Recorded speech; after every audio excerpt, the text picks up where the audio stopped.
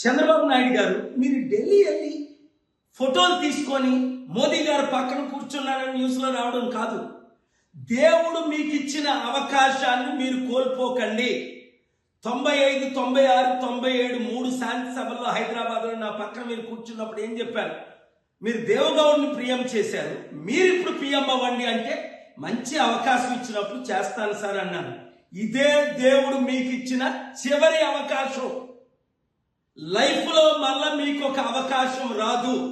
మీరు ప్రధానమంత్రి అయి స్పెషల్ స్టేటస్ ఆంధ్రాకి తీసుకొచ్చి ఇండియన్ ఎకానమీని డబుల్ చేసి అద్భుతంగా అప్పులు తీర్చి అభివృద్ధి చేయాలి అంటే ఇండియా కూటమి ఇచ్చిన అవకాశాన్ని ప్రధానమంత్రిగా తీసుకోండి.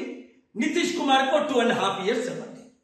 డిప్యూటీ ప్రైమ్ మినిస్టర్లుగా 4 క్యాబినెట్ మినిస్టర్లుగా మమతా బెనర్జీ, అఖిలేష్ యాదవ్ లాంటి వాళ్ళు 20 మందిని పెట్టి నడపండి. లేదా మీకు మోదీ గారు ఇప్పుడు ప్రధానమంత్రి ఇచ్చి మిమ్మల్ని ప్రధానమంత్రి చేస్తే మీరు అడుక్కోవలసిన లేదు. మాకు 3 మినిస్టర్లు ఇవ్వండి, 5 మినిస్టర్లు ఇవ్వండి.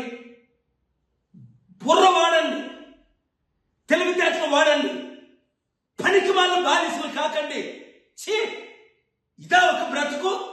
అంబేద్కర్ ఎడంకాలతో తన్నాడు మినిస్టర్ పదవిని. మీరు వెళ్ళి మినిస్టర్ ఇవ్వండి అయ్యా అయ్యా అని అడుక్కుంటాడు. జైలుకి వెళ్ళారనా?